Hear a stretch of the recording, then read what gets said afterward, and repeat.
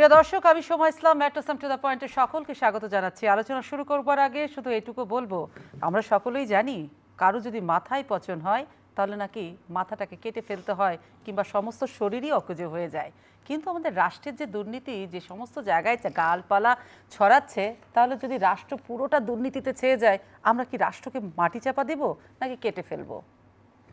ব্যক্তির দুর্নীতি, সমাজের দুর্নীতি, রাষ্ট্রের দুর্নীতি তখনই বেপরোয়া হয়ে যায় যখন আইনের শাসনটা অনুপস্থিত থাকে কিংবা পলিটিক্যাল ছত্রছায়া এবং পলিটিক্যাল চেয়ার ব্যবহার করে হদ্দম দুর্নীতি করা হয় এবং পার পেয়ে যায় দুর্নীতিবাজরা। কি করে? প্রশ্নটি রাখছি। আলোচনার এই উত্তরগুলো দিবেন আমাদের সঙ্গে থাকা সম্মানিত দুজন আলোচক। আর আমি সোমা বলেছি আপনাদের সঙ্গে আছি। আমাদের বিষয় দুর্নীতি ও আইনের শাসন। সঙ্গে আছেন হাবিবুর রহমান হাবিব, বিএনপি চেয়ারপারসনের উপদেষ্টা। সঙ্গে আছেন বীর মুক্তিযোদ্ধা মোহাম্মদ মুসা সাদিক, সাবেক সচিব, সভাপতি বিসিএস মুক্তিযোদ্ধা ও মুজিবনগর অফিসার সমিতি। দুজনকে স্বাগত জানাচ্ছি। আলোচনাটা হাবিব ভাই, আমি এই পাশ থেকে শুরু করছি। জি, ওয়ালাইকুম আসসালাম। মোহাম্মদ মুসা সাদিক, যে জায়গাটা জানতে চাই, আমরা এই হরহামেশা বেশ কিছু দুর্নীতি দেখে একদম খুব বেশি চোখ বড় বড় করে ফেলছি যে আমাদের দেশ চলে গেল, সব সর্বনাশ হয়ে গেল। কিন্তু যদি বলি, এই কথাগুলো তো আসে পলিটিক্যাল সাইড থেকে, এপাশ আর ওপাশ থেকে আসে দুর্নীতি নিয়ে কথা বললে। কিন্তু পলিটিক্যাল যখন সাইড থেকে আমরা বলবো, বিরোধী পক্ষরা যখন সবাই দুর্নীতি নিয়ে কথা বলে, তখন কিন্তু আবার সরকারি পক্ষ বলে যে বিরোধী পক্ষ যখন সরকারে ছিল তখন তারা পাঁচবার দেশকে দুর্নীতিতে চ্যাম্পিয়ন করেছে। তাহলে যদি একটা সময় দুর্নীতিতে বাংলাদেশ চ্যাম্পিয়ন থাকে 5 বার, তাহলে বেনজিরের দুর্নীতি নিয়ে বিরোধী পক্ষ এত বড় বড় কেন চোখ করে? না, বিএনপির বিরুদ্ধে সেই অভিযোগ তো আছেই। সেই অভিযোগের জবাব বিএনপি দিতে পারবে না, তাদের সময় 5 বার চ্যাম্পিয়ন হয়েছিল। কিন্তু মনে রাখতে হবে, what was the gamut of the budget. এখনকার বাজেট তখনকার বাজেট কত ছিল? সামান্য। যার বাজেট কম তার দুর্নীতি কম, যার বাজেট বেশি তার দুর্নীতি বেশি। আমি বিএনপিকে অবমুক্ত করে দিচ্ছি না, কিন্তু বলছি তার সময় 5 বার চ্যাম্পিয়ন হয়েছিল, সঠিক। কিন্তু আপনি যদি এটা দেখেন যে বিএনপির সময় দুর্নীতি হয়েছিল, কিন্তু তারা কি কাউকে আইন করে দুর্নীতি করার সুযোগ করে দিয়েছিল? Yes or no? আমি মুক্তিযুদ্ধ অফিসারদের সভাপতি হিসেবে বলছি। দেখেন, সামিট গ্রুপ, আজিজ খান, এরা 71-এর পর 30,000 টাকা দিয়ে তারা ব্যবসা শুরু করেছে, তারা নিজেরাই পেপারে বলছে। মানে আমি একটু থামাই, আপনি বলছেন যে বিএনপির সময় 5 বার এদেশে দুর্নীতিতে চ্যাম্পিয়ন হয়েছে, কিন্তু বিএনপি আমলে কোনো কাউকে দুর্নীতি করার লাইসেন্স দেওয়া হয়নি। তার মানে প্রশ্নটি হচ্ছে যে এই বর্তমান সরকার লাইসেন্স দিয়েছে। তার প্রমাণ কি? তার প্রমাণ হলো এই যে পার্লামেন্টে এই বিল পাস করেছে। এই বিলে বলেছে আজিজ খানের সামিট গ্রুপের যেটা দেওয়া হলো, এই প্রতি বছর গত 11 বছর $13 বিলিয়ন তারা নিয়ে গেছে। এই বিজনেস যে দেওয়া হলো, এই বিজনেসের বিরুদ্ধে কেউ প্রশ্ন তুলতে পারবে না, আদালতে যেতে পারবে না, আদালতে যেতে পারবে না। এবং এ পর্যন্ত সামিট গ্রুপকে আমরা $13 বিলিয়ন দিচ্ছি গত 11 বছরে, এবং প্রতি বছর আমরা তাদেরকে দিচ্ছি 1,02,000 কোটি টাকা ফান্ড করছি। এবং যেদিন এই বিলটা পাস হয় পার্লামেন্টে, সোমা ম্যাডাম, না আপনি আমাকে নাম ধরে বলবেন, আমাকে যেদিন বিলটা পাস হয় সেদিন পার্লামেন্টের সেক্রেটারি আমাকে ফোন করেছে, স্যার এরকম একটা দুর্নীতি বিল পাস হচ্ছে, পৃথিবীর মানবজাতির ইতিহাসে কোনো পার্লামেন্টে এরকম বিল পাস হয় নাই যে একটা ব্যবসাকে ব্যবসা দেওয়া হলো, তার বিরুদ্ধে কেউ তুলতে পারবে না, আদালতে যেতে পারবে না। তাই বলতে আমাকে ফোন করছো কেন? তুমি ওখানে পার্লামেন্টের সেক্রেটারি, তুমি এটা রোধ করো। মানে এই বর্তমান সময়ে বর্তমান সরকারের রাষ্ট্রীয় পৃষ্ঠপোষকতায় দুর্নীতি হচ্ছে হাজার লক্ষ কোটি টাকা। আমাকে 2 মিনিট লোক, আমার অন্য কাছে যেতে হবে, আমাকে 2 মিনিট শুধু ল সেক্রেটারি কি বলেছিল, তো ও বললো যে স্যার আমি আপনার বাসায় আসি, পার্মানেন্ট সেক্রেটারি আসলো, তো বললো স্যার এটা তো ল সেক্রেটারি করবো, আমি এটা তো এই বিলটা তো ল মিনিস্ট্রির মাধ্যমে আসছে, তো ও তো একটা মুক্তিযুদ্ধ, আপনি ফোন করেন। ল সেক্রেটারিকে আমি ফোন দিলাম, জহির লোকদুলাল, আমার বেস্ট ফ্রেন্ড, 73 ভ্যালেন্ট ফ্রিডম, তাকে ফোন দিলাম। সে আমাকে কি বললো, এইটা বলে আমি ছেড়ে দেবো। সে বললো যে মুসা ভাই, আপনি আমাদের একজন বীর, আমি বীর। এই বিল নিয়ে যখন উচ্চ মহলে বৈঠক হচ্ছিল, বলেন এই প্রধানমন্ত্রী, তখন আমি বিলের বিরুদ্ধে একটু টু শব্দ করতে গেছিলাম, তা আমাকে জুতার তলায় পিষ্ট করা হয়েছে। কে করেছিল? যারা বিল তৈরি করতেছিল, বিলের পক্ষে যারা ছিল, অথরিটি, সে কারো নাম বলে নাই, মিনিস্টার, প্রাইম মিনিস্টার, তারাই বলে আমি টু শব্দ করতে গেছিলাম, আমাকে জুতার তলায় পিষ্ট করেছে। আপনার টু শব্দটা কি ছিল? আপনার প্রতিবাদের জায়গা কেন? কি সে বলছিল যে এই বিলটা এভাবে করলে ভবিষ্যতে লোকে আদালতে যাবে, তখন মামলা হবে, যেটা তাকে বঙ্গবন্ধু হত্যা মামলা যেমন হয়েছে এটাও হবে, যেহেতু বিলে বলা আছে যে কেউ মামলা করতে পারবে না।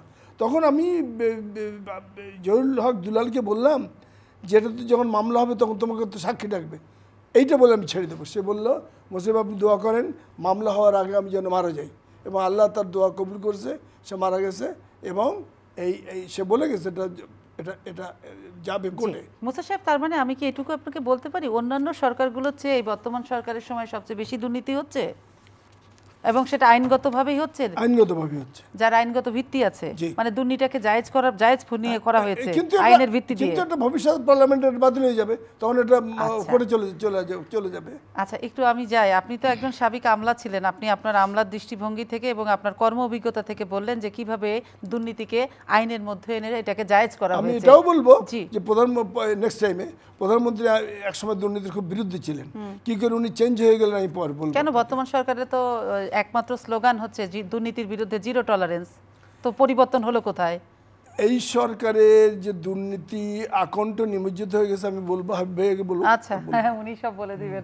আচ্ছা, কিন্তু হাবিব ভাই যে কথাটা আপনার কাছে বলতে চাই, আসলে দুর্নীতির বিপক্ষেও তো আপনাদের অবস্থান, শুধু বিরোধিতার জন্যই না, আপনি ব্যক্তিগতভাবে দুর্নীতি পছন্দ করেন না, কিন্তু উনি তো সেটা বললেন। কিন্তু আপনার কাছে আমি যে জায়গাটা জানতে চাই, আপনারা অনেকদিন থেকে গণতন্ত্র খুঁজছেন, সরকারও আবার বেনজির সাহেবকে খুঁজছে, আনার সাহেবের ডেড বডি খুঁজছে, কেউ কিছু খুঁজে পাচ্ছেন না কেন?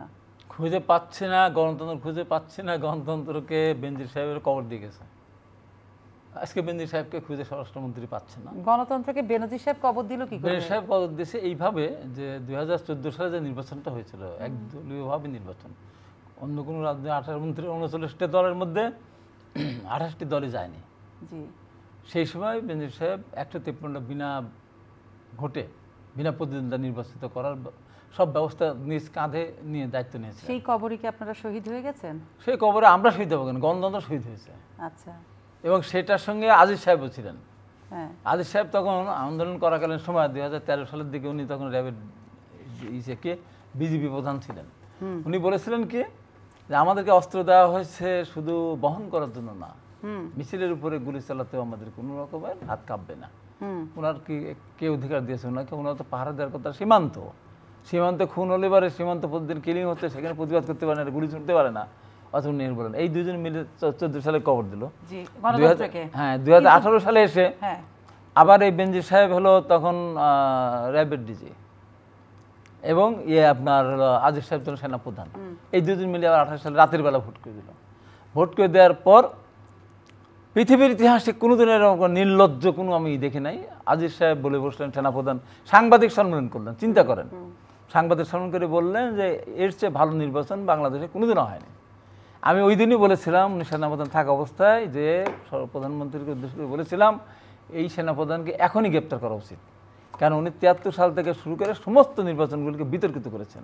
অর্থাৎ উনি সেনাপ্রধান থাকতে পারেন, ওনাকে গ্রেপ্তার করা উচিত। এবং এই দুইজন মিলেই সেই গণতন্ত্রকে আবার 2024 সালে কবর দিলেন। কবর দেওয়ার পরে এখন ওনারা কোথায় আছেন আমরা খুঁজে পাচ্ছি না, সরাসরি খুঁজে, আনার সাহেবকে খুঁজে পাচ্ছে না। এখন একদিন যদি এমন হয় আনার সাহেব হাজির, আমি মরি নাই, আমি আছি, বেঁচে আছি, তার লাশ খুঁজে পাচ্ছে না, একটু করে মাংসও পাচ্ছে না। এটা কত কাহিনী হচ্ছে। এসব হলো অপশাসনের, হলো অপশাসনের হলো। এইটা হলো উদাহরণ এই যে আনার সাহেবরা যে বদরুল কাদের সাহেব বলেন না, উনি খুব জনপ্রিয়, জনপ্রিয়তা মাপকাঠি কি? 14 সালে নির্বাচন হচ্ছে একতরফা ভাবে, পদ্ধতি ছিল না। 18 সালে নির্বাচন হলে রাতের বেলায় জনপ্রিয়তার কোনো রকম যাচাই করার সুযোগ হয় না। 2024 সালে তো আরো আওয়ামী লীগের কাউন্সিল হলো। তো এখন এরা যে অপকর্ম যেগুলি করেছেন, আনার সাহেব যে অপকর্মগুলি করেছেন, তার ভাগ্যে এটা হয়টাই স্বাভাবিক। কিন্তু আমার কথা হচ্ছে সবকিছুই যখন নিরুদ্দেশ হয়ে গেছে, কোনোদিন যদি আমরা দেখি বেনজির সাহেবে ফেরত আসলো, আনার সাহেবে ফেরত আসলো, গণতন্ত্র ফেরত আসলো, মানুষ কি আর বিশ্বাস করবে? আনার সাহেব যদি ফিরে আসে তো আমার ভূত ভূত করে চিল্লাবে, আর গণতন্ত্র বেনজির সাহেব যদি ফিরে আসে তাও মানুষ বলবে যে না না না না, এতো সেই না, অন্যজন। আর গণতন্ত্র উদ্ধার হবে। গণতন্ত্র নিজেই একদিন বাংলাদেশের মানুষ অবশ্যই গণতন্ত্রের উদ্ধার। এই যে আপনাদের চোখের সামনে দিয়ে আপনি বলছেন আজিজ সাহেব আর বেনজির সাহেব গণতন্ত্রের একদম কবর দিয়ে গেছে। তো তারা যদি কবর দিল, তাহলে এত এত রাজনৈতিক দল আপনাদের সঙ্গে 60টা রাজনৈতিক দল আপনাদের সাথে আছে, ভোট করলো না, এই 60টা রাজনৈতিক দল মুখে কুলু পেটে বসে থাকলো, গণতন্ত্র তারা উদ্ধার করতে পারলো না। আমরা শুনেন না, এরশাদ সাহেবের তো দল ছিল না, বল ছিল না, শিল্পী ছিল না, সাহিত্যিক ছিল না, প্লেয়ার ছিল না, কবি ছিল না, কেউ ছিল না। উনি 2বার নির্বাচন করেছেন না, পেরেছি ঠেকাতে আমরা। 86 সাল নির্বাচনে আওয়ামী লীগ জয়লাভ করার পরেও 48 ঘন্টা বন্ধ রেখেছিল ফল ঘোষণা, আর 88 সালে তো সব দল মিলে আমরা ঠেকাতে পারিনি। যখন রাষ্ট্রীয় যন্ত্র যখন উলঙ্গভাবে নির্লজ্জভাবে যখন ব্যবহৃত হয় তখন সেটা করা থাকে না, তখন করার কিছু থাকে না। ঠিক তেমনিভাবেই এই বর্তমান সরকার এইভাবে গলা টিপে হত্যা করছে। অতএব জনগণ অবশ্যই জনগণ না না সরকারকে তো বেনজির আজিজ তারা মিলেই সরকারকে সহযোগিতা করেছে এবং তার বেনিফিট তারা নিয়েছে। একজন বেনিফিট নিয়েছে সম্পদের পাহাড়, আজকে অনেকগুলি বের হয়েছে, বের হতেই থাকবে। একেবারে সমুদ্রের তল থেকে যেমন গ্যাস আমরা আবিষ্কার করতে করতে করেই যাচ্ছি, ওনার সম্পদ বের হতেই থাকবে।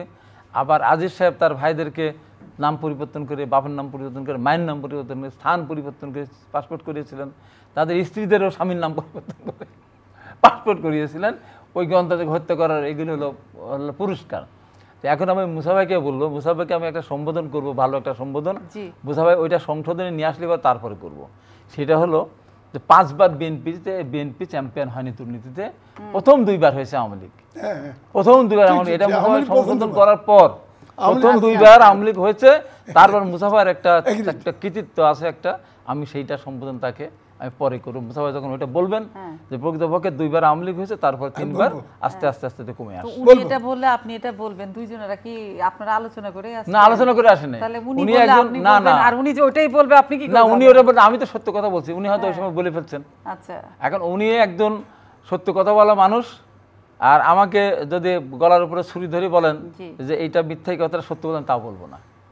তার মানে আমরা যে কথা বলছিলাম দেশের গণতন্ত্রের কথা, তার সঙ্গে দুর্নীতির কথা, অবশ্যই নড়বড়ে অবস্থান হয়ে গেলে দুর্নীতি একটা আগ্রাসন ভূমিকা পালন করবে, এবং দুর্নীতির এমন একটা জায়গায় পৌঁছে গেছে, সেই জায়গাটাতে আপনি বলছেন যে বেনজির সাহেব এখন সামনে বড় এসো, তার সম্পদের জায়গা হচ্ছে আসমান জমিন সবখানে আছে, সবখানে আছে। এবং এখন যারা আছে, এখন তো আরো কত বেনজির আছে। হ্যাঁ, আপনি মনে করেন আরো বেনজির আছে, আরো বেনজির আছে। কি বলে, এখন তো সরকারের তো 2-4 জন সবই তো বেনজির, সবই বেনজির। আর মানে বেনজিরের সংখ্যাই কি বেশি? বেনজিরের সংখ্যা বেশি তো।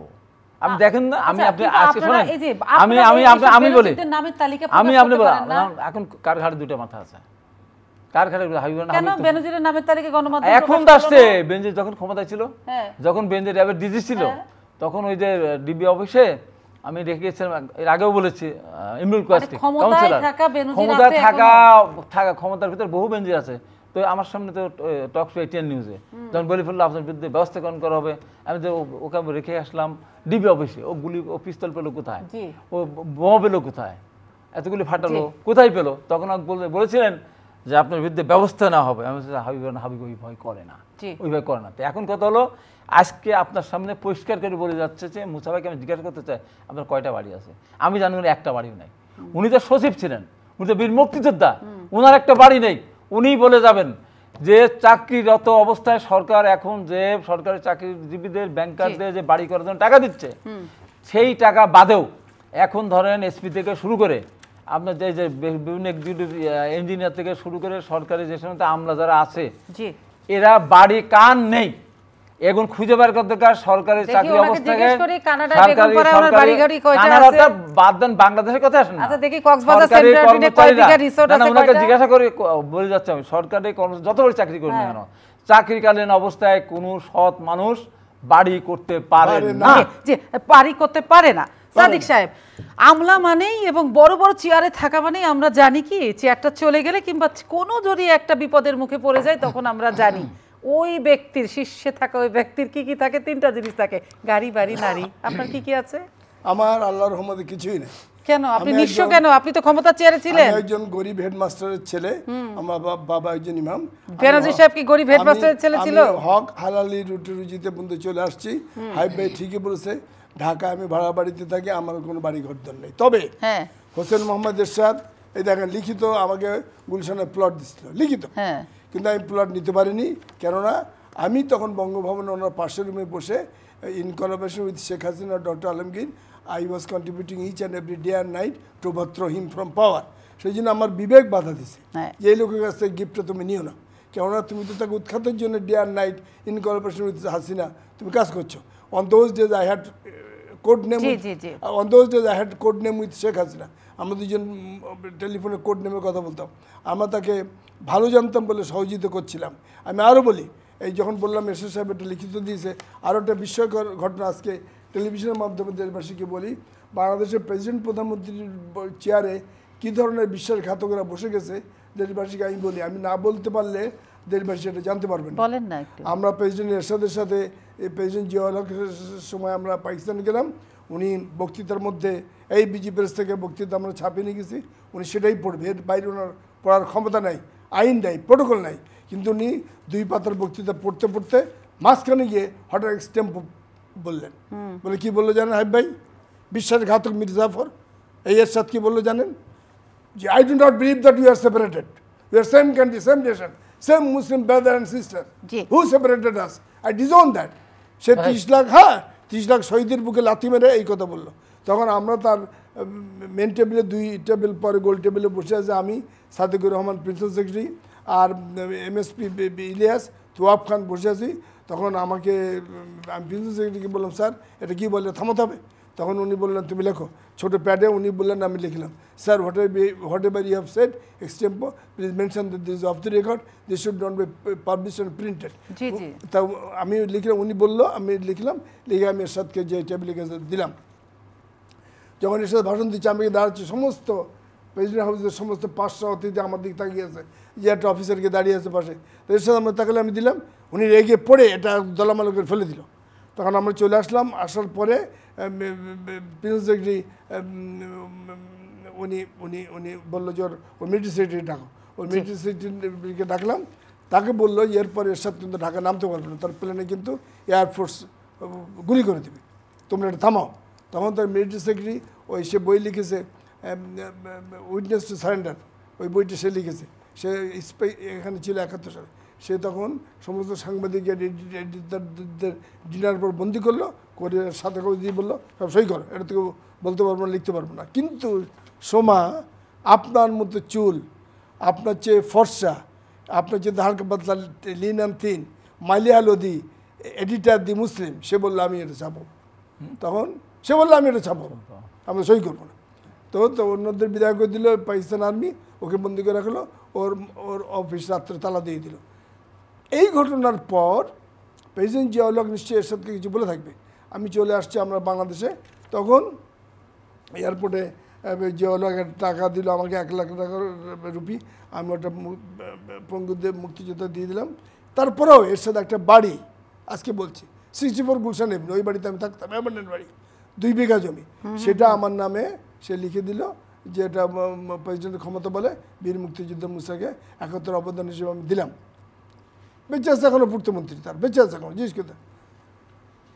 তো দেওয়ার পর পূর্তমন্ত্রী আমাকে ফোন করলো, জাহিদ যে মুসা হাসান আপনার 5 লাখ 1 টাকায় নমিনাল প্রাইসে বাড়ির দাম কত? আপনার রাষ্ট্রীয় দুর্নীতির গুলো কথা শুনতে চাই, আপনি আপনার নৈতিক জায়গা থেকে বলছেন, হ্যাঁ, যে কি ধরনের লোকেরা এই চেয়ারে বসে গেছে, বলছিলেন যে বিশ্বাসঘাতকরা চেয়ারে বসে আছে। আমি বলে শেষ করি 10 সেকেন্ড, তারপরে আমি নিলাম না, কেননা ওই একই আমার সমস্যা, যে আমি তো উৎখাতের জন্য কাজ করছি, আমি তার কাছ থেকে কেন নিব? যাই হোক, এই জন্য বলছি আমার বাড়ি গাড়ি কিছুই নেই, ব্যাংকে একটা পয়সা নেই, সরকার ইচ্ছে করলে আমার আপনার নেই, আপনার সেটা আপনি চাইলে তো করতে পারতেন না। ওনাকে প্রশ্ন করেন যে সরকারি অফিসে থাকা অবস্থায় বাড়ি করতে না, আমি সেটা করব, কিন্তু আমার কথা হচ্ছে যে আপনি চাইলে তো বাড়ি গাড়ি অনেক রাম রাজত্ব করতে পারতেন, কিন্তু আপনি চাইলেন না। নৈতিকভাবে আপনি সৎ ছিলেন, আপনি কাজের প্রতি ডেডিকেটেড ছিলেন, আপনার সেই সততার জায়গাটা ছিল। কিন্তু আমার কথা হচ্ছে এখন যে ভুরি ভুরি সরকারি অফিসারদের দেশে বিদেশে আসমানে জমিনে মঙ্গল গ্রহেও হয়তো সম্পদ পাওয়া যাবে খুঁজলে, এটা কিভাবে হয়?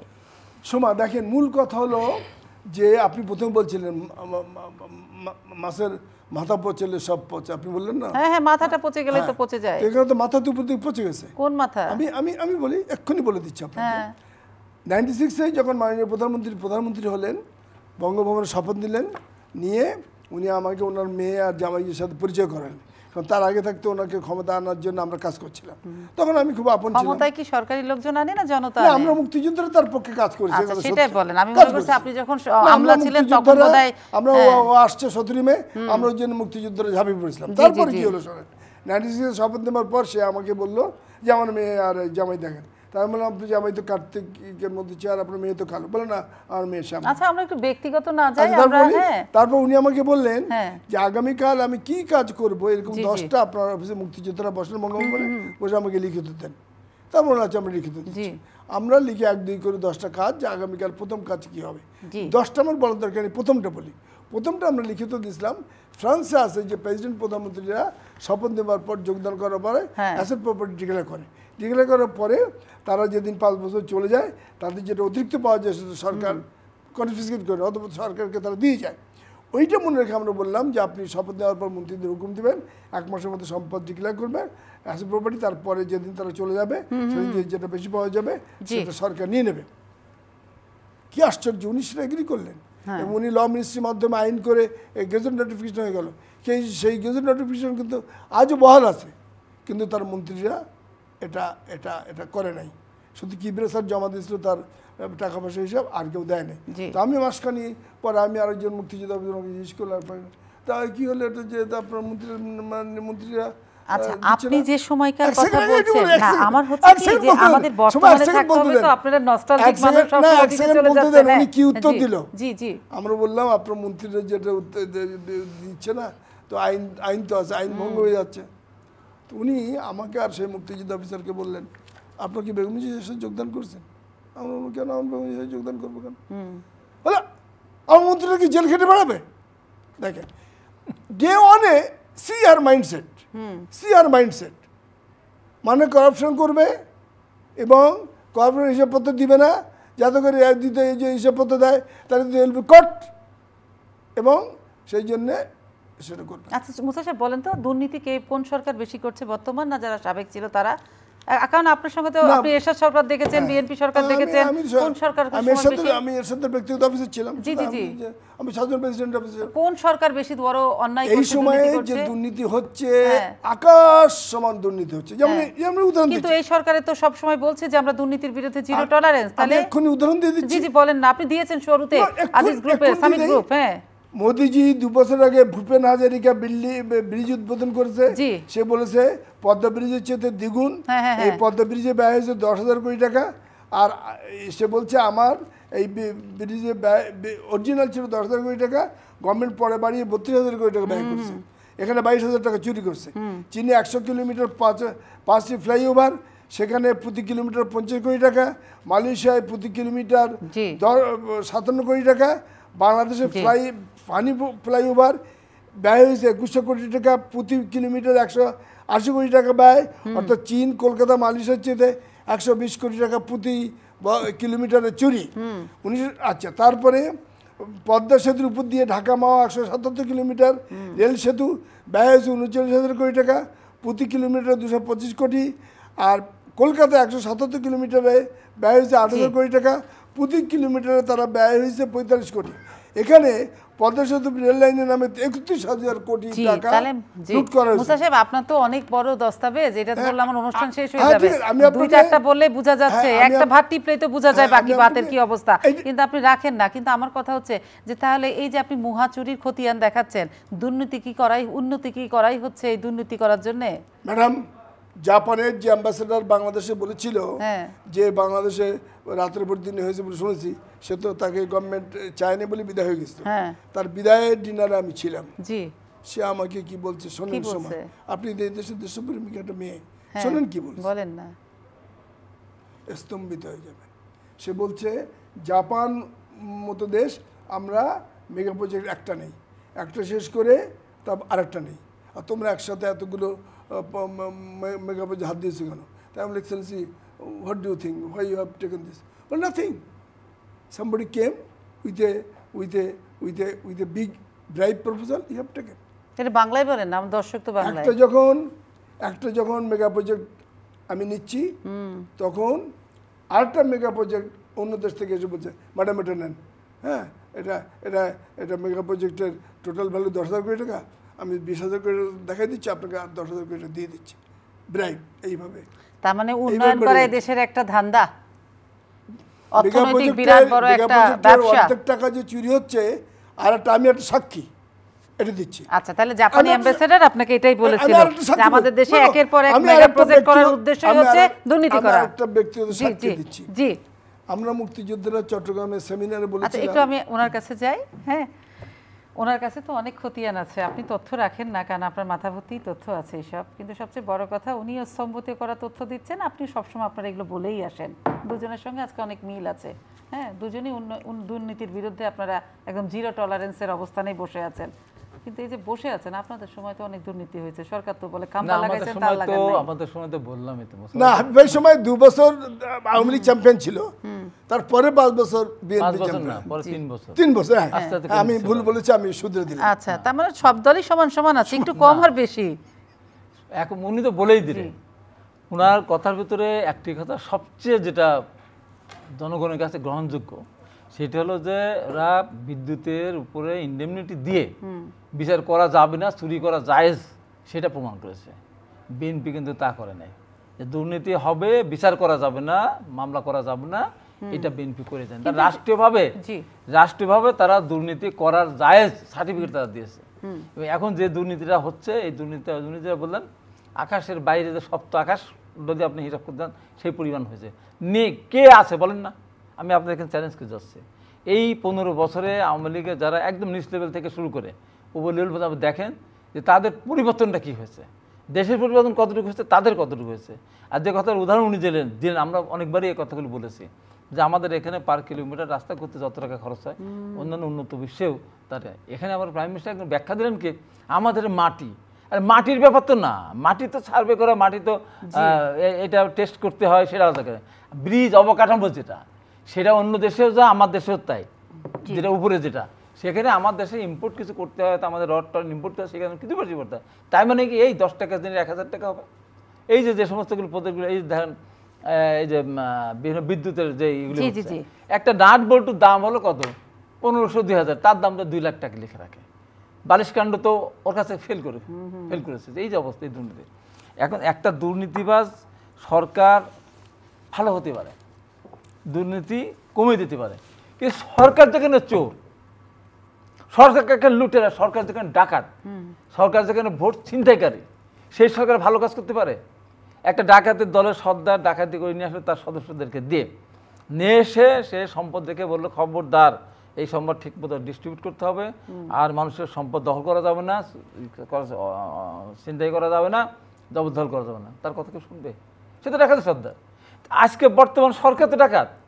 সেই ডাকাতের আমলে তার যারা কর্মকর্তা কর্মচারী যারা আছে, এরা প্রত্যেকেই তো তারা ভাবে যে ও মানুষের ভোট ডাকাতি করে, মানুষের ভোটাধিকার কেড়ে নেয়, আমরা না সম্পদ চুরি করি। ওইটার সাথে আমাদেরটা একটু কম পাপ, আমাদের পাপের দিক থেকে কম পাপ, আমরা সম্পদ চুরি করতেছি, জনগণকে ভাঙিয়ে দিচ্ছি। আর জনগণের অধিকারটা সরকার আপনার খর্ব করে ফেলতে, একবার নাকি বারে দেখেন না। আজকে উপজেলা নির্বাচনে যেহেতু মানুষ ভোট দিতে যায় না, এত চেষ্টা করতে 5-6-7 জন করে উপজেলা ভাইস চেয়ারম্যান, মহিলা ভাইস চেয়ারম্যান প্রার্থী আছে, তাদের ভোট দিতে যায় না, 10-12% ভোট কাজটা। তারপর দেখেন এই যে প্রধান নির্বাচন কমিশন নির্বাচন, এই যে বিচার হবে, তো এর বিচার বাংলাদেশে হবেই।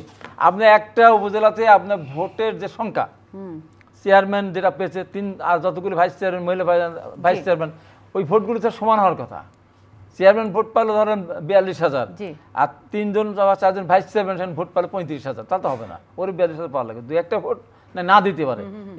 তার চেয়ে বড় ব্যাপার, ওই লোকাল এরিয়ায় ওই উপজেলাতে যে ভোট কাস্ট হচ্ছে, ওখানে যে ফলাফল দেওয়া হয়েছে, ধরেন 3 জন চেয়ারম্যান প্রার্থী, 10,000, 15,000, 20,000 করে ভোট দেওয়া হয়েছে, সেই ভোটের সংখ্যা কত হলো? 25,000, 45,000। এখন দেখা যাচ্ছে এখানে ভোট দেখা যাচ্ছে 60,000, ওই যে পার্সেন্টেজ দেখা দিচ্ছে। সিইসির বিচার করবে কে? এই দেশের মানুষ করবে। এই যে টাকা, অবশ্যই আদালত জনগণের মাধ্যমেই তো আদালত যাবে। আজকের যে আদালতের বিরুদ্ধে কথা বলে তো জেল একবার খেটে আসলাম 5 মাস মনোযোগ সহকারে জরিমানা দিয়ে। আবারও বলবো, এই দুর্নীতি যেখানে করবে আদালত, যেখানে আদালত মানে অন্যায্য বিচার করবে, সেটা বলবো। আজকে যদি আদালত সঠিক থাকতো, উচ্চ আদালত বলেন, যে আদালত বলেন, তাহলে এই যে দুর্নীতি হচ্ছে, এই যে এই সরকারের পরে, আজকে তো স্বরাষ্ট্রমন্ত্রীকে আদালত জিজ্ঞাসা করে ডেকে পাঠাতো যে আপনার দেশের আইজিপি কোথায় থাকেন, সাবেক আইজিপি, আপনি জানলেন না কেন, এই কথা কেন বলছেন, আপনি উত্তর দিতে হবে, অবশ্যই দিতে হবে। দুদক লেগে না, আইজিপি কে স্বরাষ্ট্রমন্ত্রী কেন বললেন যে আমি জানি না? কেন বললেন উনি জানি না? জানবেন না কেন উনি? উনার দেশের এরকম একটা অনেকদিন ধরে আমরা দেখছি যে দুর্নীতির এর চিত্র সামনে আসতেছে সারা বাংলাদেশে, যেখানে জায়গায় ওই যে কি স্বাস্থ্যের মিঠু এক সাহেবকে নিরাপদ সুযোগটা কে দিল? সরকার দিয়েছে, সরকার দিয়েছে, সরকারকে তৈরি তো করেছে, দেখেই তো যে বেনজির সাহেব, আজিজ সাহেব, সেই জন্য সরকারকে দিয়েছে। কোনো জনগণ তৈরি করেনি। কে জনগণ তৈরি করে? ভোট দিল কে? 2014 সালের ভোট তো 153 বিনা প্রতিদ্বন্দ্বিতায়, তারপরে 147টা 3% দুইবার গরু ছাগল সেখানে গেছে, মানুষ গেছে সেখানে ভোট দিতে। কেন যায়নি আমি লোকেরা? যে 153টা হয়ে গেছে, সরকার গঠন হয়ে গেছে, তার দরকার নেই। অতএব বেনজির সাহেব যে এই যে দুর্নীতি জানবে না, যদি বেনজির সাহেবের এই দুর্নীতি সারা বললাম না আকাশে পাতালে সব জায়গায় আছে, সরকার যেহেতু জানে না, এই সময়কালীন সময়ে যারা এসবি টেসবি বিভিন্ন যারা গণ্য ছিল তাদেরও তো বিচার হওয়া উচিত। কেন জানবে না তারা? কেন জানবে না বেনজির সাহেব নিজের নাম বেসরকারি একটা প্রতিষ্ঠানের কর্মকর্তা হিসাবে পাসপোর্ট করছেন একবার না, যখন মেট্রো রেল কমিশনার তখনও, যখন র্যাবের ডিজি তখনও, যখন আইজিপি তখনও। আইজিপি মানে কি? একটা সচিবের মর্যাদা, লাল পাসপোর্ট সে ব্যবহার করতে পারে। তখনও সে একটা বেসরকারি কোম্পানির চাকরিজীবী হিসাবে সে আপনার পাসপোর্ট নিচ্ছে, এটা দেখবে না? না দেখে তাহলে সরকারের তো বিচার হওয়া উচিত। কেন দেখলো না সরকার? কেন আজকে তাকে বিদেশ পাড়ি দেওয়ার সুযোগ দিলে? সরকার দেখলো না? হাবিব সাহেব, আমি একটু প্রশ্ন করি। হাবিব ভাই শুনেন না, সরকার এত অন্যায় অনাচার দেখলো না, কিন্তু আপনারা আপনাদের 2-4 চোখ দিয়ে তো দেখেছিলেন। হ্যাঁ, আপনারা দেখেছিলেন, আপনারা তো একটা বিরোধী পক্ষ, তা আপনারা কি কোনো পলিটিক্যাল কর্মসূচি দিয়েছেন এর বিরুদ্ধে প্রতিবাদ করে দিয়েছেন? আমাদের মূল কি আমাদের মূল লাভই হলো গণতন্ত্র পুনরুদ্ধার। গণতন্ত্র পুনরুদ্ধারের জন্য আমরা কত আর দাবি দেব? আমরা কত মানুষ জেলে যাব? এই সরকার হাল ছাড়ি নাই তো। এই সরকার প্রথম জেল দিল আমাকে একদম বিনা কারণ। আমি একেবারে বলছিলাম না প্রথম দিন থেকে, আল্লাহর কসম কেটে বলতে পারি, ওখানে গাড়ি পড়ে নাই, গাড়ির মালিক নেই, গাড়ির চেসিস নাম্বার নেই, গাড়ির নাম্বার প্লেট নাই, আমাদের 15 জনকে সাজা দিল। সেই সাজা আমি খাটতেছি, কেটে আসলাম, এখন জামিন আছে, আরেকটা সাজা খেটে আসলাম। এই যে আমি তো বলে আসতেছি, আমাদের গণতন্ত্র দুর্নীতি, আমাদের এত মামলা আমার দেওয়ার পরে 1200 মানুষকে সাজা দিয়েছে এই কয় মাসের নির্বাচনের আগে। পৃথিবীর ইতিহাসে আছে? সাজার মানে মৌসুম চলতেছিল, আমের মৌসুমে আম পাওয়া যায়, লিচির মৌসুমে লিচি পাওয়া যায়। বিএনপিকে সাজা দিচ্ছে, কাকে সাজা দিচ্ছে? যারা অপরাধী তাদেরকে দেওয়া হচ্ছে সাজা। আমি তো আল্লাহর কসম কেটে বললাম যে আমরা গাড়ি ভাঙি নাই, গাড়ি ভাঙতে যাই নাই। আমাদের এত লোক গাড়ি ভাঙতো, এত লক্ষ আসামি, বাংলার গাড়ি একটা থাকতো, তাহলে আপনাদের ভবিষ্যৎ একটা গাড়ি থাকতো। আচ্ছা শুনেন না, এই যদি হয় দেশের অবস্থা, সরকারের অবস্থা, তার মানে আপনাদের দুজনের কথাতে মনে হচ্ছে সরকার সবথেকে একটা শক্তিশালী অবস্থানে আছে। তাহলে আপনাদের অবস্থান কি? আচ্ছা, একটা ডাকাত আপনার বাড়িতে যদি রাতের বেলা যায়, জি জি জি, আপনার বাসায় 2টা বন্দুকও থাকে, ডাকাত যাবে 10টা অস্ত্র থাকবে, আপনার মালপত্র ছিনিয়ে নিয়ে চলে আসবে, আপনি দেখবেন। আজকে অবস্থা তাই, সরকার তো ডাকাত, অস্ত্র দিয়ে মানুষের ভোট কেড়ে নিচ্ছে, রাতের বেলায় ভোট কেড়ে নেয়, ভোট সেন্টারে যেতে দেয় না, ভোট দেওয়া লাগে না, ভোটের পার্সেন্টেজ একটা হয়, একবার বলে 28%, আবার বলে 39%, আবার বলে 41%। শুনেন না, জনগণ আর ডাকাতের যদি আমি পার্থক্য করি, বন্দুকে গুলি থাকে কয়টা, আর জনগণ যদি একদম মব তৈরি করে তাহলে জনগণের শক্তি বেশি না বন্দুকের শক্তি বেশি? আপনাদের সেই জনগণ কোথায়? শুনেন, আমি যখন প্রেসিডেন্ট, আমার সাথে সাংগঠনিক সম্পর্ক ছিল মনিরুজ্জামান বাদল। ও বলতো, হাবিব ভাই 2000 ছাত্র একদিকে, একটা কাটার রাইফেল যথেষ্ট, একটা গুলি করলে 2000 ফাঁকা হয়ে যায়। আজকে সরকারের হাতে তো কাটার রাইফেল না, আসল রাইফেল আছে, এলএমজি আছে, তারপরে আপনার যে বড় আধুনিক AK-47 সবই আছে। জনগণের সামনে গিয়ে তারা এইগুলি করে, মিথ্যা মামলা ধরে নিয়ে আসে। তার মানে জনগণের সামনে আপনি বলছেন যে সত্যিকারের বন্দুক আছে, তো সুতরাং জনগণ তো একটা ফাঁকা গুলিতেই ফাঁকা হয়ে যায়, 4-5 ঘরের মাঠ হয়ে যায়, এবং হচ্ছে তাহলে আমাদের সেদিন ঢাকা শহরে গণতন্ত্র ওটা কবে আসবে? আসবে অবশ্যই। জনগণ 100 প্রতিবাদ করে, যেন আমাদের এই 28 তারিখের যে প্রোগ্রামটা, লক্ষ লক্ষ মানুষ, ঢাকা মানুষ দেখেন, এত মানুষ, সেই মানুষকে কিভাবে আপনার সেদিন প্রশাসন একের পর এক টিয়ার শেল মেরে গুলি করে আমাদেরকে ওখান থেকে উঠিয়ে। তাহলে আমি একটু এই পাশটাতে যাই, যে জায়গাটা হচ্ছে আমরা দুর্নীতি নিয়ে অনেকক্ষণ কথা শুনলাম, আপনাদের দুজনের মত একদমই একই, যে কোনো সময়ের চেয়ে এই বর্তমান সরকার দুর্নীতিতে একদম মাইলেজ পার করছে। এই তো 4-6 মারছে, 4-এ আর নয় 6 মেরে দিচ্ছে দুর্নীতিতে। কিন্তু আমার কথা হচ্ছে আর একটা প্রসঙ্গ আছে, সেটা কিন্তু হচ্ছে ডক্টর ইউনূস প্রসঙ্গ। সেই জায়গাটাতে আমরা দেখলাম গতকালকে ইউরোপীয় ইউনিয়ন ইউনূস সাহেবের বিচার কাজটা নিয়ে বেশ টেনশন কনসার্ন, আইনমন্ত্রীর সাথেও দেখা করেছেন। এ বিষয়ে নিশ্চয়ই আপনার একটা বক্তব্য আছে। যখন বাবা যদি বেঁচে থাকতো, বঙ্গবন্ধু শেখ মুজিবুর রহমান, আচ্ছা, তাহলে ডক্টর ইউনূসকে বুকে জয় ধরে মাথা হাত দিয়ে বলতো, তুমি প্রধানমন্ত্রীর চেয়ারে বসে বাংলাদেশ চালাও। আর উনি ডক্টর ইউনূসকে নিয়ে জুতার তলায় পিষ্ট করছে, যে ডক্টর ইউনূস বিশ্ব মানব জাতি তাকে মাথার মুকুট করেছে। ডক্টর ইউনূস আমেরিকান সিনেটে ভাষণ দেয়, একটু থামাই, বিশ্ব মানব জাতি ওনাকে ডক্টর ইউনূসকে মাথার মুকুট করেছে। এদেশের 18 কোটি মানুষ কি মুকুট করেছে? এদেশের 18 কোটি মানুষের মধ্যে 17 কোটি মানুষই ওনাকে ভালোবাসে, শ্রদ্ধা করে। কিন্তু মুকুটকে যদি পায়ে আমরা দলিত মথিত করি, যেটা উনি করছেন, করার ফলে কি হবে জানেন? বাঙালি জাতির কপালে ঝ্যাঁটা পড়বে। নোবেল কমিটিতে আমার পরিচিত লোক আছে, আমার বাংলাদেশ ফ্রিডম বই তাকে পাঠিয়েছিলাম 2000 সালে, সেই থেকে সে আমাকে জানিয়েছে Bengali nation henceforth blacklisted forever in Nobel committee. এটা বাংলায় বলতে হবে তো। বাঙালি জাতিকে বলেছে যে তোমাদেরকে ব্ল্যাকলিস্ট, বাংলা কি, কালো তালিকাভুক্ত করা হলো। 1000 বছরের মধ্যে বাঙালি জাতির কেউ আর নোবেল পুরস্কার। কে বলেছে এটা? এই তথ্য নোবেল কমিটির আমার একজন ফ্রেন্ড আছে যার সাথে আমার ইমেল চলে আছে। নোবেল কমিটি একজনকে দিয়ে হয়েছে? না, সবারই কি মন্তব্য এটা? না, আমার একজন ফ্রেন্ড আছে, সে এটা জানিয়েছে। স্যার ফ্রাঙ্কের মাধ্যমে তার সাথে আমার পরিচয় হয়েছিল। আমার বই বাংলাদেশ ফ্রিডম তাকে পাঠিয়েছিলাম 2000 সালে, তখন থেকে। তো এইভাবে যারা যাকে নোবেল পুরস্কার দিল তাকে যদি তুমি জুতোর তলায় পিষ্ট করো, তাহলে তাদেরকেই পিষ্ট করা হচ্ছে। কিন্তু সরকারি দল তো বলছে উনি অপরাধী, তো অপরাধী হলে তার আইনের শাসন বিচার হবে না। এই আলোচনা শুরুর প্রারম্ভে আমি আপনাকে বলেছি, বলেন না, ম্যান পাওয়ার লেবার মিনিস্ট্রি তো ওই ডেস্ক আমি ছিলাম ডেপুটি সেক্রেটারি, তখন বঙ্গবন্ধু প্রাইভেট সেক্রেটারি মাহরম সাহেব সচিব ছিলেন, জেনারেল শওকত মন্ত্রী ছিলেন। এই ধরনের গন্ডগোলে মতভেদে আমরা দুই পক্ষকে ডাকতাম, ডেকে রুমে বসে মিটমাট করে দিতাম। Fair is foul, foul is fair, শেক্সপিয়ারের সেই নীতি অনুসরণ করে মিল মহব্বত করে দিতাম। এদের মধ্যে যদি দ্বন্দ্ব লাগাই, যুদ্ধ লাগাই, আদালত নেই, তাহলে এই দেশে মিল কলকারখানা ফ্লারিশ করবে না। কিন্তু এই জায়গায় যেহেতু উনি নোবেল পুরস্কার পান নাই, জাতীয় জনকোটা, তার উপরে অত্যাচার নির্যাতন চালাচ্ছে, তার উপরে আরে বিশ্ববাসী দেখতেছে। আরে ভারতের রাষ্ট্রদূত G20-তে আমি ইন্ডিয়া ছিলাম, ভারতের রাষ্ট্রদূত সাবেক আমার বিনাশিরা আমাকে বলল, এই লোকটাকে নিয়ে তোমরা নাজল করতেছো কেন? তুমি জানো না তোমাদের ওয়ার্ল্ড কমিউনিটি তোমাদের বিরুদ্ধে চলে যাচ্ছে। সিভিলাইজড ওয়ার্ল্ড তারা তো এটাকে সহ্য করতে পারছে না। তো উনি কেন এটা করবো? ওনার কাজ নেই, আর কাজ নেই। না, কিন্তু আমার কাজ আছে আর একটু প্রশ্ন করা। সেটা হচ্ছে, আপনি বলছেন যে নোবেল কমিটির কেউ একজন আপনার খুব পরিচিত, মেলের মধ্যে চালাচালি হয়ে কথা হয়েছে, বাংলাদেশকে আর কি আগামী 30 বছরে কেউ নোবেল দিবে না? 1000 বছর। ও সরি, 1000 বছরে। তার মানে আমাদের দেশে ডক্টর ইউনূসের পর আর কেউ নোবেল পাবে না? আগামী 1000 বছর কেউ পাবে। কেন? কিয়ামত পর্যন্ত পাই কিনা? আপনি নোবেল কমিটির মুখে তো চুনকালি লাগাচ্ছেন, কেন করছেন এগুলো? কি জন্য করছেন? হুয়াই তো দেখো না, তাহলে শুনেন না, আমি আপনাকে অ্যাড্রেস করছি এই ভদ্র মহিলার মাধ্যমে আপনাকে অ্যাড্রেস করছি। আপনি যে ক্ষমতা আসছেন 96-এ, আমি জেনারেল মাহবুব না থাকলে আপনি ওই দিন প্রধানমন্ত্রী শপথ দিতে পারতেন না।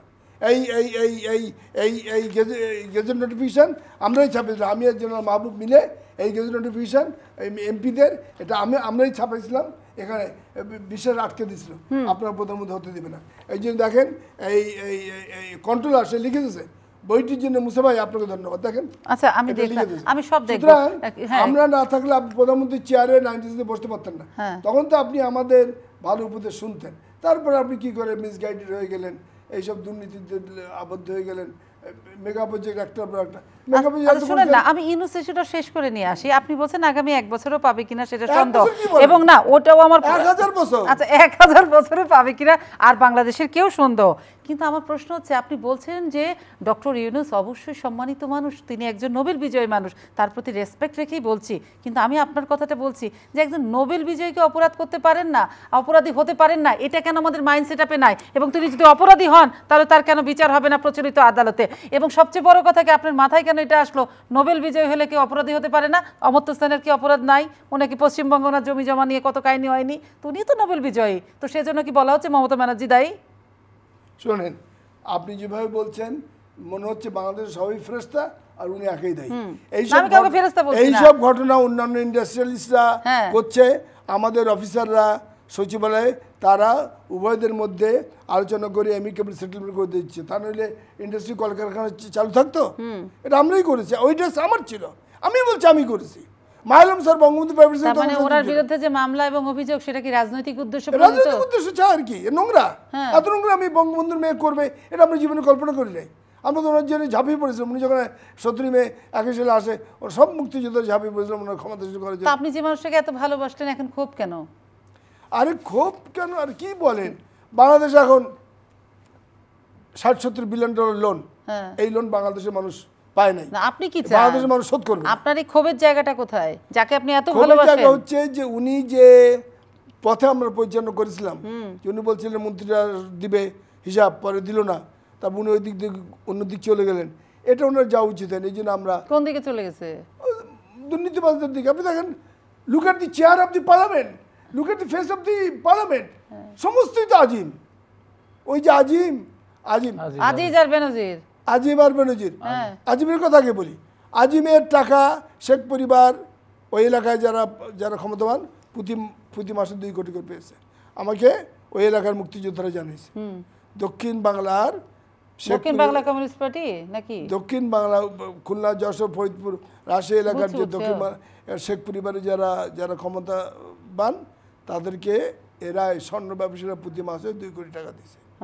আর পার্লামেন্টের এমপি উনি নিয়োগ করেছেন কি ধরনের, ওনার তো এই জাজমেন্টেই উনি আজিজকে করেছে যার ফ্যামিলিতে মার্ডারার, খুনি, মৃত্যুদণ্ডপ্রাপ্ত আসামি, সেই আসামির পরিবারের কাউকে চিপ করা যায়? আমি বইটা আনি নাই, বই ভারী হয়ে যাবে, যেন মানুষের বইতে আছে, যেন মানুষের বইতে আছে। জি না, তাহলে বলেন না, আমি এখানে একটু থামা, ওনার কাছে যেতে হবে। আপনি বলছেন খুনি, লুটেরা, দুর্নীতিবাজকে কি দলের মনোনয়ন দেওয়া যায় কিংবা প্রধান করা যায়? আপনি প্রশ্ন তো তুললেন, কিন্তু এখানে যদি ওনাদের পক্ষের কেউ থাকতো নিশ্চয়ই প্রশ্ন করতো, কিন্তু আমি জার্নালিস্ট, সব কবে প্রশ্ন করি।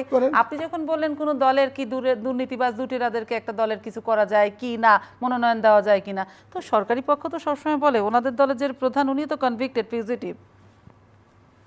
শোনেন, আমি ওনাদের দলের যে প্রধান তার মামলা যে কোর্টে চলেছিল, আমি চিটাগাং যাচ্ছিলাম, ওই কোর্টের বিচারক আমার সিটের পাশে বসে। আপনার সব কিছুতে একটা করে উদাহরণ আছে কেন বাস্তব? তাকে আমি বললাম বাসে যেতে যেতে দেখা, ট্রেনে যেতে যেতে দেখা, তাকে তো আমি চিনি না।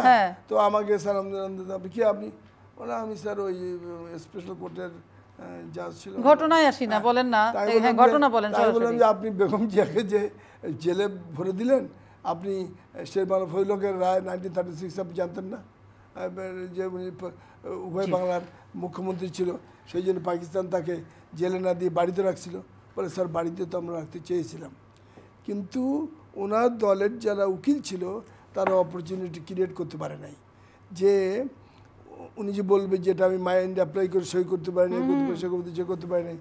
তাই বললাম টাকাটাকে উনি নিয়েছে, বলেন টাকা উনি নেয় না। না, আমার প্রশ্ন এটা ছিল না। আমার প্রশ্ন ছিল, আপনি বলছেন একটি দলের মনোনয়ন এবং কাদেরকে চেয়ারে বসানো হয়, কেন শেখ হাসিনা দুর্নীতিবাজদের চেয়ারে বসাচ্ছেন এবং লুটেরাদের বসাচ্ছেন, কিন্তু আমার প্রশ্ন হচ্ছে যে বিএনপি সরকারি দলের থেকে বলা হয় বিএনপির যিনি অ্যাক্টিং চেয়ারপারসন তিনিও তো ফিউজিটিভ আসামি, উনার বিরুদ্ধে তো মাসুদ যে মামলা দিছিল শেখ হাসিনার আর বেগম জিয়ার বিরুদ্ধে, শেখ হাসিনার মামলা সব প্রত্যাহার করা হয়েছে, বেগম জিয়ারটা প্রত্যাহার করা উচিত ছিল, তারটাও প্রত্যাহার করা। কেননা মঈন মাসুদ দুটোই ছিল অবৈধ, তাদের বিচার করে তাদের ফাঁসি হওয়ার কথা, কিন্তু তারা যেহেতু প্রধানমন্ত্রী শেখ হাসিনার সাথে সমঝোতা করে, পরে তাদের কোনো অ্যাকশন হয় নাই।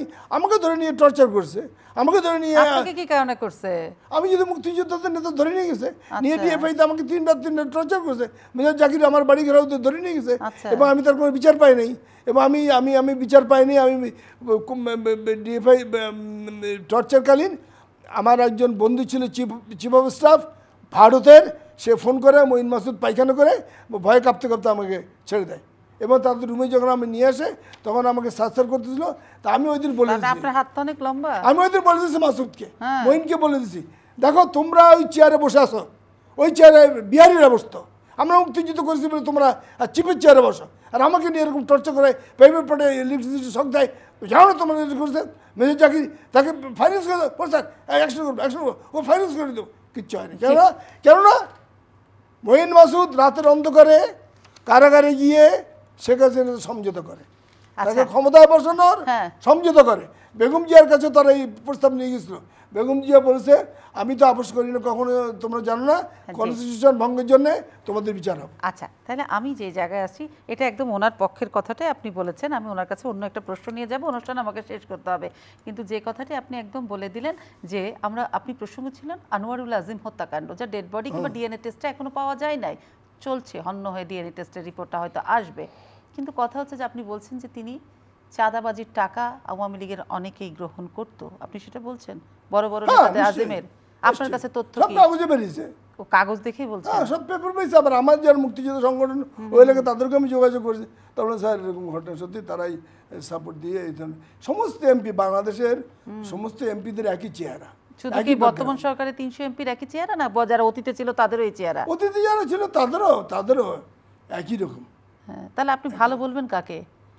শোনেন, নিজেকে ছাড়া তো আমি আপনাকে ভালো কাউকে দেখছি না, আপনি ছাড়া কেউ ভালো আছে?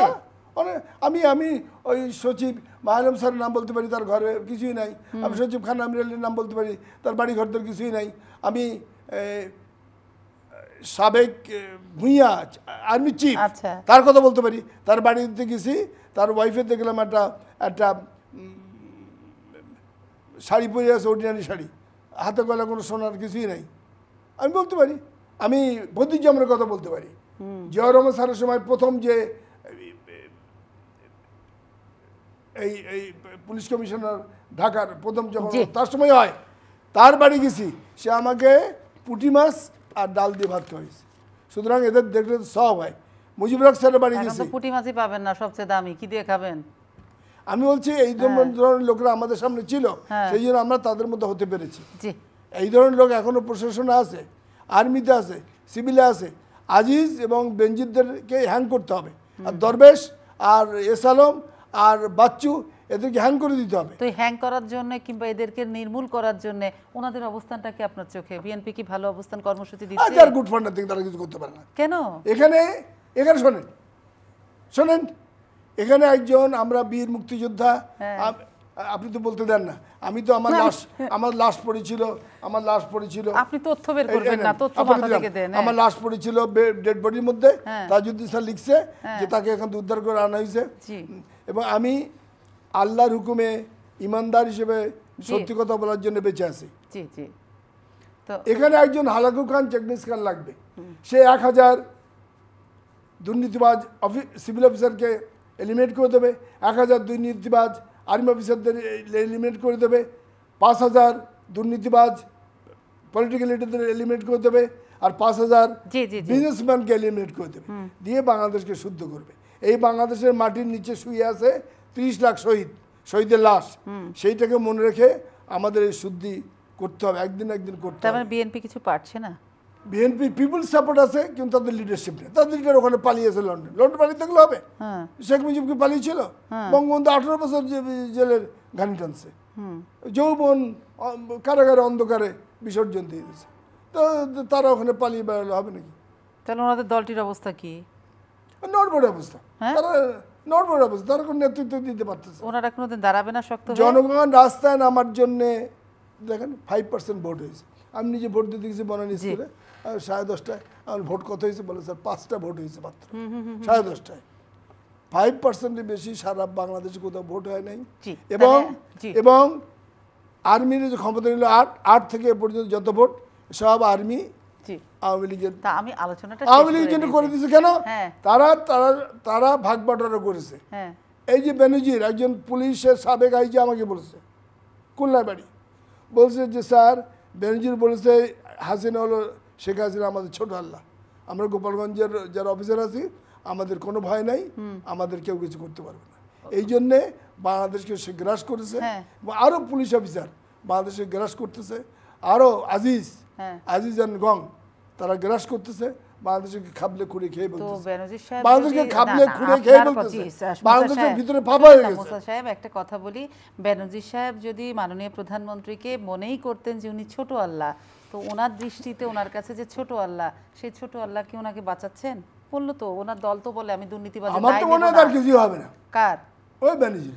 কে বাঁচাবে বেনজিরকে? ও আসবে না হয়ে গেল। তাহলে বাঁচাচ্ছে কে? কেউ না কেউ তো আছে, ডেফিনেটলি।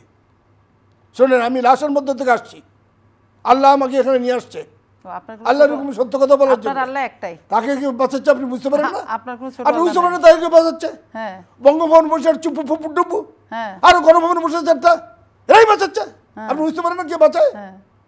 তা নাহলে সে যেতে পারে। আমি যদি প্রধানমন্ত্রী চেয়ারে থাকতাম, আর যে কাগজে বেরিয়েছে ওই আজিজ যেদিন ওই আল জাজিরা, ওই দিন আমি অ্যারেস্ট করে ফেলতাম, ওই দিন আমি জেলে ঢুকবো না। কেন সরকার করে না? কেন? আরে তাদের সাথে কম্প্রোমাইজ করে গভর্নমেন্ট চলতেছে, গভর্নমেন্ট তাদেরকে দিয়ে ভোট কারচুপি করে ক্ষমতা রাখতেছে। এত কিছু আপনারা সবাই জানেন, তবে ওনারা কি করছেন? বিএনপি কেন এগুলো তো ঘুরে দাঁড়াতে পারছে না? ওনারা গণতন্ত্রই খুঁজছেন খালি। বিএনপির নেতৃত্ব দেবার মতো কেউ নাই, এই হলো তাদের ট্র্যাজেডি। কিন্তু আমি বলছি এই দেশ খাবলে খুঁড়ে খেয়ে ফেলতেছে, যে বাংলাদেশ থেকে ফোকলা বানিয়ে ফেলছে। আমরা 30 লাখ শহীদ হয়ে এই দেশ জন্ম দিছি, কিন্তু এই দেশটাকে এরা ভিক্ষুকের দেশে পরিণত করছে। মুসা সাহেব সামাই সব আলোচনা পেয়ে গেছে, একটু শেষ করে নেই। আপনার সব কথা তো উনি বলে দিয়েছে, কিন্তু না আপনাকে আমার সব কথা আপনি ওনাকে মাঝে মাঝে বলতে দেন নাই। কি বলতে দেন? যেমন উনি তখন বললেন আপনাদের বেগম খালেদা জিয়ার কথা, উনি বললেন যে বেগম খালেদা জিয়া টাকা আত্মসাৎ করেন, হ্যাঁ, ও তো করেনি ঘরে তো। ওনার শোনেই নাই, কথা ভালো করে বলতে দিলেন না। বললে তো আর কতদিন আর এখন জানবে এই যে দেশের এখন মানুষ? যে তা হোক, আর কিন্তু- আপনাদের কথা উনি সব না, না, বলবে কেন? আপনি বলেন। ওনার কথা উনি যেমন বলেন বিএনপি নীতি পলায়নপর, মোতাবেক সংশোধন বিএনপি নীতি পলায়নপর না, সেটাই তো আমি জানতে চাচ্ছি। পলায়নপর না। এই কারণে উনি একটা প্রেক্ষাপটে ওনার তখন মারাত্মক যে অবস্থা ছিল সেই অবস্থা জি, জি। চিকিৎসার জন্য উনি গিয়েছিলেন।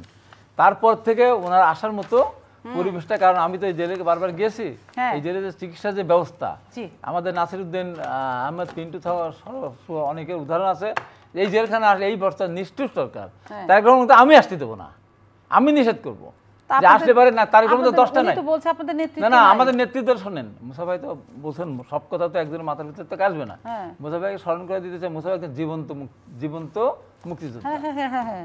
জীবন্ত লাশ, মুক্তিযোদ্ধা না, মুক্তিযোদ্ধা অবশ্যই জীবন্ত লাশ। সব কথা উনি সব পরিষ্কার করে বলতে পারবেন তা থ্যাংক না। ইউ। হ্যাঁ, কিন্তু কথাটা হলো খুব খুশি। না না না, আসলে তো উনি যে জীবন্ত লাশ। আল্লাহ তাকে ফিরে নিয়ে লাশও আসছেন। কথা বলে হ্যাঁ, সেটা দেশে। আর কি। এখন কথা হলো যে তারেক রহমানের নেতৃত্ব যদি সঠিক নাই থাকতো, তাহলে ওরা ভোট দিত না, দেয় না কেন?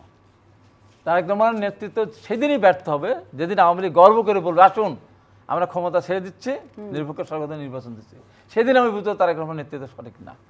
যতক্ষণ পর্যন্ত আওয়ামী লীগ সেই জায়গায় না যাচ্ছে, ততক্ষণ পর্যন্ত তারেক রহমানের নেতৃত্ব সঠিক এবং আমরা সঠিক কাজটি করে যাচ্ছি। জি। আর তারেক রহমান নেতৃত্ব দিচ্ছেন বলে যখন 71 সালে হ্যাঁ। ইয়ে তখন মুজিবুর সরকার প্রধান কে ছিলেন? তাজউদ্দিন স্যার, নজরুল স্যার, না, রাষ্ট্রপতি কে ছিলেন? নজরুল স্যার, নজরুল ইসলাম। উনি তো ছিলেন ভারপ্রাপ্ত অস্থায়ী। বঙ্গবন্ধু, হ্যাঁ, তাহলে উনি কোথায় ছিলেন? উনি কোথায় ছিলেন? পাকিস্তান জেল ছিল। পাকিস্তান জেলে ছিলেন না, তখন কারোর যোগাযোগ করার সুযোগ ছিল না। হ্যাঁ। আর এখন তারেক রহমান প্রতিনিয়ত স্কাইপে কথা বলতেছে, জীবন্ত আপনার সাথে আমি যেমন কথা বলছি তেমন কথা বলছে, প্রতিনিয়ত কথা বলতেছে।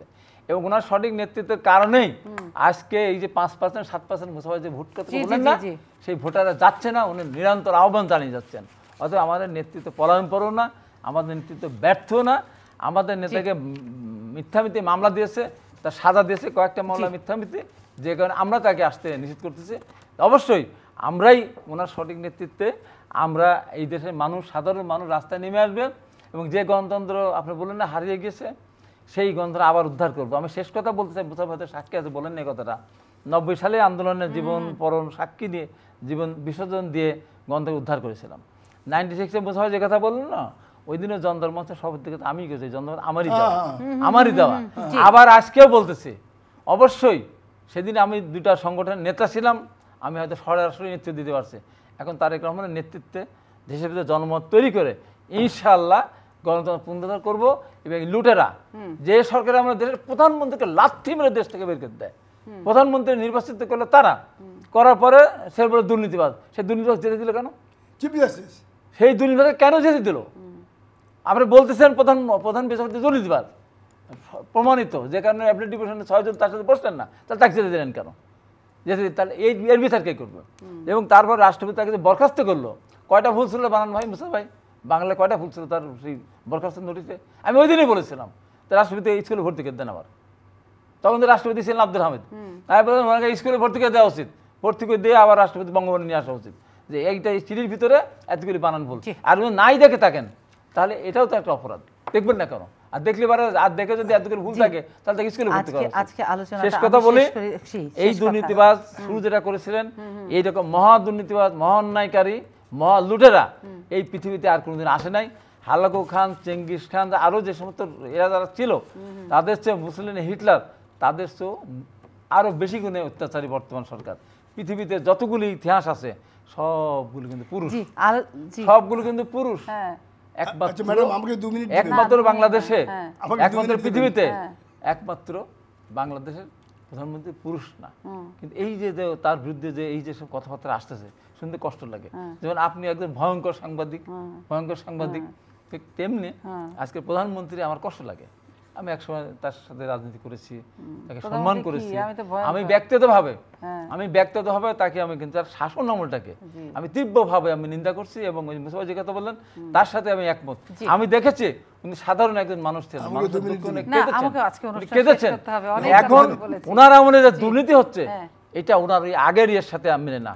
আমি যখন তার সাথে রাজনীতি করেছি তখন যে আওয়ামী লীগের প্রেসিডেন্ট যিনি ছিলেন জি, জি, শেখ জি। হাসিনা, আজকে তার প্রধানমন্ত্রী হিসাবে এই যে এত দুর্নীতি চারপাশে নিয়ে উনি কিভাবে ঘুমান, কিভাবে চিন্তা করেন, আমি এই চিন্তায় আমি আসলে অস্থির হয়ে আচ্ছা, যাই। আপনিও এরকম ভাবে আচ্ছা, কিভাবে মানে পারে উনি দুর্নীতি। একটা মানুষ ওনার পরিবর্তন চিন্তা হয়ে নিয়ে যেতে? উনি এরকম নিয়ে কি না, করে না, আসলে ঘুমাচ্ছেন কিভাবে এটা এত আপনার কিছু প্রশ্ন।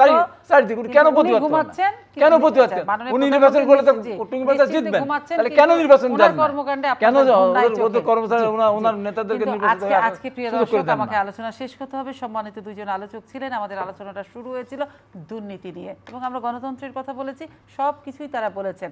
এখন সবার অপেক্ষা যে অন্যান্য সময়ের চেয়ে বর্তমান সরকার সবচেয়ে বেশি দুর্নীতি করছে, অর্থাৎ রাষ্ট্রীয় পৃষ্ঠপোষকতায় কখনো কখনো দুর্নীতি হচ্ছে এবং সরকারে থাকার জন্যে এই পৃষ্ঠপোষকতাগুলো দেওয়া হচ্ছে। কিন্তু সবচেয়ে বড় কথা, ওনারা যে অপেক্ষাটা করছেন সেটা হচ্ছে কবে একটা ধোয়া তুলসী পাতা সরকার আসবে কিংবা চেয়ারগুলো হবে ধোয়া তুলসী পাতা। সেই যে ধোয়া তুলসী পাতায় কে কবে আসবে এবং কে কতটা ছিল ধোয়া তুলসী পাতায় সেরকম কিন্তু আমরা কেউ জানি না। অতীতেও কারোর কাছে কিন্তু এইরকম দুধে ধোয়া তুলসী পাতার নজরও নেই, কিন্তু তারপরে সবাই অপেক্ষা করে ভবিষ্যতে যে আসবে এর চেয়েও ভালো হবে কিংবা এর চেয়ে উদাহরণ দিয়ে তাকে বলবে তোমাদের সময় তোমরা এটা করেছো, আমাদের সময় আমরা এটা করছি। এই যে তুলনার রাজনীতি, এই তুলনার রাজনীতিটা বন্ধ হলেই হয়তো সব কিছু সমাধান হবে। কিন্তু আমি জানি না, রাজনীতির ডিবেট নানানভাবে থাকে এবং সম্মানিত আলোচক যারা আছেন তারা দুপাশ থেকেই কথা বলেন। তবে জনগণ, আপনারা যারা ওপাশ থেকে দেখলেন তারাই বুঝবেন কোনটা ঠিক, কোনটা ভুল, আর কোনটা ভালো, কোনটা মন্দ। আমাকে যেতে হবে, আমাদের যেতে হবে। শুভরাত্রি সকলকে।